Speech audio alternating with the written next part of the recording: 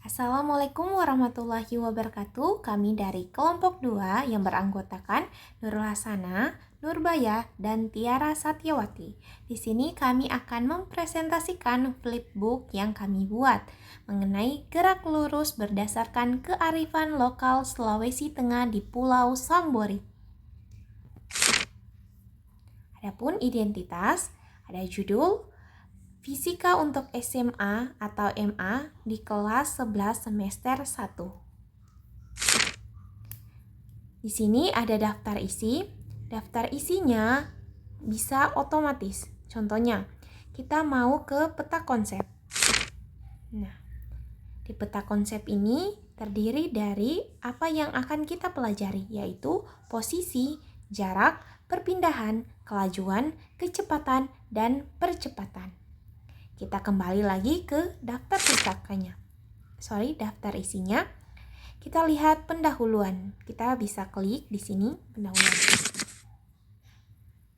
Hai para petualang ilmu, selamat datang di bahan ajar seru ini, di mana kita akan berlayar menyusuri keindahan Pulau Sambori sambil belajar tentang gerak lurus.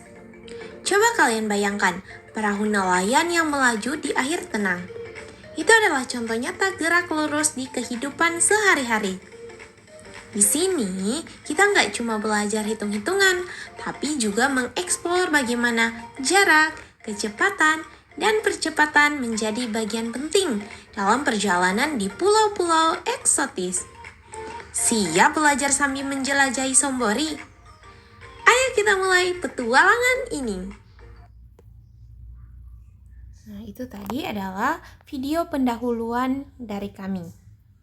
Selanjutnya, Assalamualaikum dan selamat pagi anak-anak. Anak-anak, mari kita bayangkan perjalanan kita dari Pelabuhan Lebengki menuju Pulau Sambori. Perjalanan ini biasanya ditempuh dengan perahu motor yang bergerak melintasi lautan biru dengan kecepatan konstan saat cuaca cerah. Pada awalnya, kita melihat perahu meninggalkan pelabuhan dengan kecepatan yang terus bertambah hingga mencapai kecepatan tertentu. Perubahan kecepatan ini mencerminkan percepatan, yaitu perubahan kecepatan persatuan waktu. Di awal perjalanan, perahu kita menempuh jarak lurus dari titik keberangkatan di Lebengki menuju Sambori. Dalam gerak lurus, jarak adalah panjang lintasan yang dilewati, sedangkan perpindahan adalah garis lurus dari titik awal Lebengki ke titik akhir Sambori. Jadi, jika perahu kita bergerak lurus tanpa kembali ke belakang, jarak dan perpindahan bisa saja bernilai sama. Namun, di tengah perjalanan, tiba-tiba langit menjadi gelap dan angin kencang mulai mengombang-ambingkan perahu. Ombak besar datang, menyebabkan perahu harus melambat dan bahkan sesekali berhenti untuk menjaga keseimbangan. Dalam kondisi ini, kecepatan perahu menjadi tidak konstan dan percepatan perahu berubah-ubah sesuai dengan arah dan kekuatan ombak yang diterima.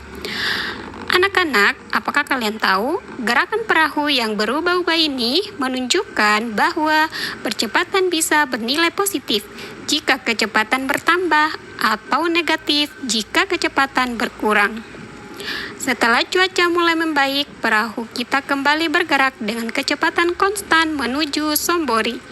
Sebagai seorang guru, Ibu ingin mengingatkan kalian bahwa memahami perbedaan jarak, perpindahan, dan percepatan dapat membantu kita menjelaskan apa yang terjadi selama perjalanan perahu ini.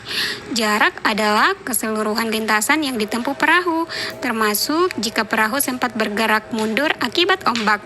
Perpindahan sebaliknya hanya memperhitungkan posisi awal dan akhir perjalanan dalam garis lurus, tidak peduli bagaimana rute yang diambil.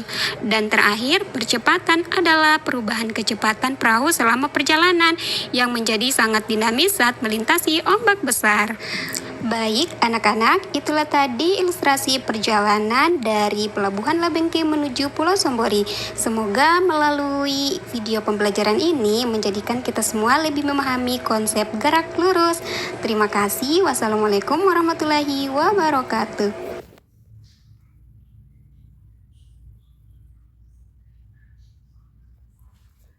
Ya, selain video tadi, di sini gambarnya bisa Ya, selain video tadi, di sini gambarnya bisa di pop up.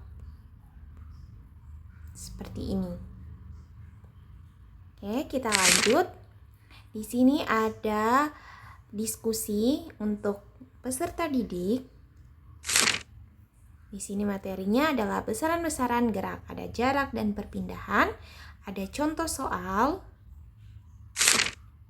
Di sini ada kelajuan dan kecepatan rata-rata, dan berpikir kritis.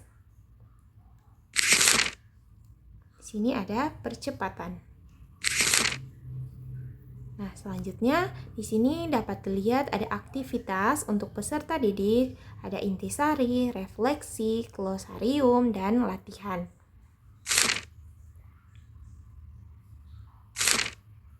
Kita lanjut.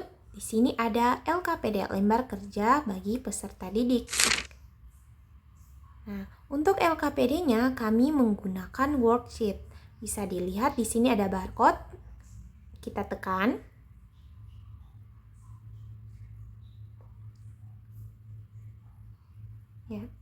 Ya, kita tekan.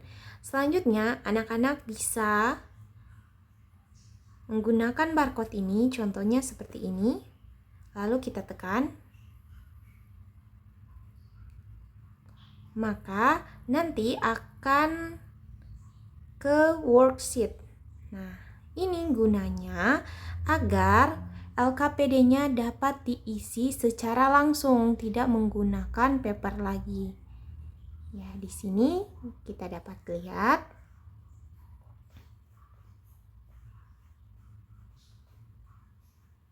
Contohnya, kita ingin mengisi, hitunglah rata-rata waktu setiap jarak sesuai hasil pengamatan. Nomor 1 kita isi.